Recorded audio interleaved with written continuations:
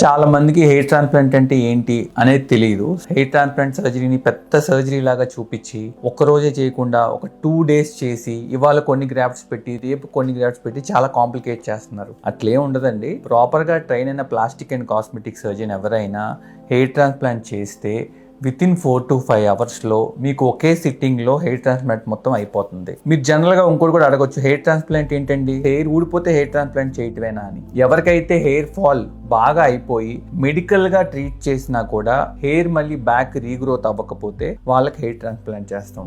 లేదు, జెనెటికల్ గా వాళ్ళ ఫాదర్ కానీ ఇంకెవరికన్నా చుట్టాలకు కానీ బాల్నెస్ హిస్టరీ ఉంటే, మేల్ ప్యాటర్న్ బాల్నెస్ అంటే పైదాకా ఊడిపోయి ఉంటే అట్లాంటి వాళ్ళకి హెయిర్ ట్రాన్స్ప్లాంట్కి వెళ్ళిపోతాం డైరెక్ట్ గా. సో హెయిర్ ట్రాన్స్ప్లాంట్ అనేది లోకల్ అనెస్థీషియా, అంటే జస్ట్ ఇక్కడ ఫ్రంట్ లైన్ వరకు ఇంజెక్షన్స్, ఇక్కడ జస్ట్ వెనకాల వరకు ఇంజెక్షన్ ఇచ్చేసి సింపుల్ గా చేసే ప్రొసీజర్. అండ్ దీనికి పెయిన్ అసలే ఉండదండి.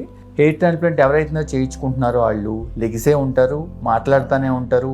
అండ్ జస్ట్ మార్నింగ్ వచ్చి హెయిర్ ట్రాన్స్ప్లాంట్ చేయించుకుని మధ్యాహ్నం ఇంటికి వెళ్ళిపోవచ్చు. సింపుల్ యాంటీబయాటిక్స్ ఇస్తాం, ఒక 1 week వరకు వాడుకోవచ్చు. సో హెయిర్ ట్రాన్స్ప్లాంట్ ఎప్పుడైనా ట్రైన్డ్ ప్లాస్టిక్ అండ్ కాస్మెటిక్ సర్జన్తో హెయిర్ ట్రాన్స్ప్లాంట్ చేయించుకుంటే you are in a safe hands.